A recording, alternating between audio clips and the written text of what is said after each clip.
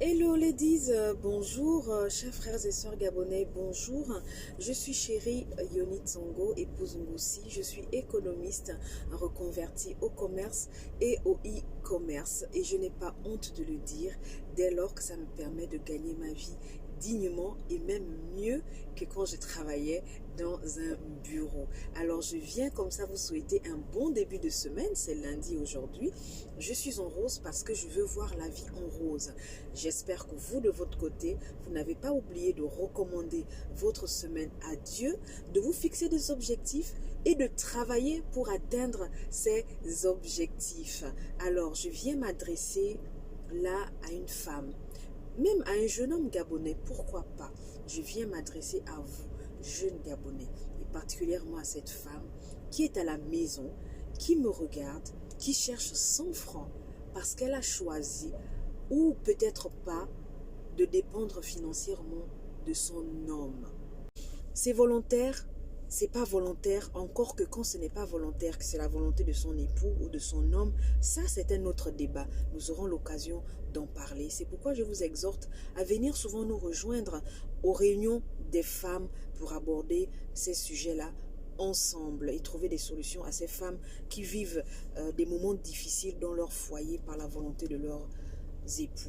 Alors moi je m'adresse aujourd'hui à une femme qui est paresseuse, qui ne fait rien et qui a décidé de dépendre financièrement de son homme. Je vais te dire, c'est pourquoi tu cherches 100 francs. C'est pourquoi tu es toujours en manque d'argent. Parce que ce que l'homme te donne, il te donne ce qu'il veut te donner. Il te donne le minimum. C'est normal. C'est son argent, c'est lui qui a travaillé ça. Alors femme, toi qui es toujours en train de chercher 100 francs, toi qui vis dans la pauvreté, toi qui vis dans le manque en permanence, tu vois les jolies choses dehors avec les autres, tu veux, mais tu n'as pas les moyens, etc. Tu veux t'occuper de tes enfants mieux que tel que ça se passe aujourd'hui. Tu ne peux pas parce que tu manques de moyens. C'est à cette femme-là que je m'adresse. Femme, lève-toi. Lève-toi. Commence une activité qui va te générer des revenus et tu verras un changement dans ta vie et même dans ton foyer. Tu sais, quand il te manque quelque chose à la maison, tu n'as rien. Tu es dans la pauvreté financière. Tu attends ton mari. Tu es sûr que quand il rentre là, ce sont des bonnes nouvelles à lui donner. Il sort le matin, il va travailler avec tous les problèmes de jalousie, d'hypocrisie, de méchanceté en milieu professionnel que nous connaissons.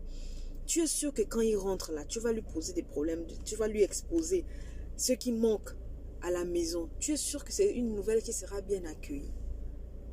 Tu es sûr que c'est une nouvelle qui sera bien accueillie par ton homme, par ton mari, par ton époux?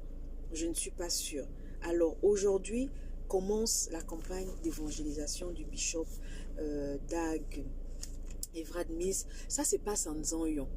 Je fais cette vidéo pour t'interpeller que va voir comment les femmes ouest-africaines sont déjà en train de se battre là-bas pour avoir la place, pour vendre leurs sandwichs, pour vendre des jus, enfin bref, pour vendre des amuse-gueules.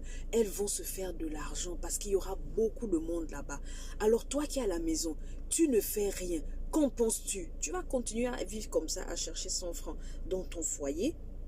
Je t'encourage vivement à penser à faire des activités génératrices de revenus. On commence petit pour devenir grand. Tu ne sais pas là où ça va te mener. Tu commenceras à vendre les sandwichs dehors. Tu finiras peut-être avec une sandwicherie dans un carrefour de la ville. Tu ne le sais pas.